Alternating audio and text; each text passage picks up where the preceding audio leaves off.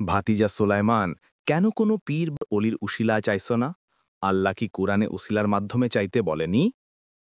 তাছাড়া আপনি যেই শব্দটি বলছেন মায়েদার ৩৫ নং আয়াতে পাওয়া যায়, তবে শব্দটি উসিলা নয়, শব্দটি ওয়াসিলা। ওয়াসিলা দু প্রকার, শরীয়তসম্মত ওয়াসিলা ও নিষিদ্ধ ওয়াসিলা।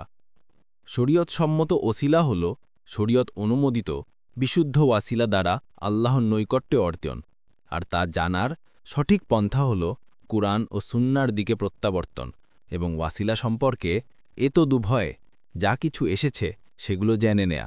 অতএব যে বিষয়ে কুরআন ও সুন্নায় দলিল থাকবে যে তা শরীয়ত অনুমোদিত, তাহলে তাই হবে শরীয়তসম্মত ওয়াসিলা, আর ব্যতীত অন্য সব ওসিলা নিষিদ্ধ। শরীয়তসম্মত ওয়াসিলা ৩ প্রকার। প্রথম, আল্লাহর সুন্দর সুন্দর নামসমূহের কোনো একটি নাম অথবা তার মহান গুণাবলীর কোনো একটি গুণ দ্বারা আল্লাহ তাআলার নৈকট্য অর্জন।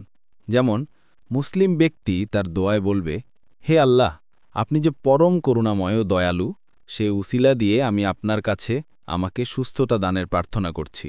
অথবা বলবে, আপনার করুণা যা সব কিছুতে ব্যাপ্ত হয়েছে, তার ওয়াসিলাই আমি আপনার কাছে প্রার্থনা করছি যেন আমায় ক্ষমা করে দেন এবং দয়া করেন।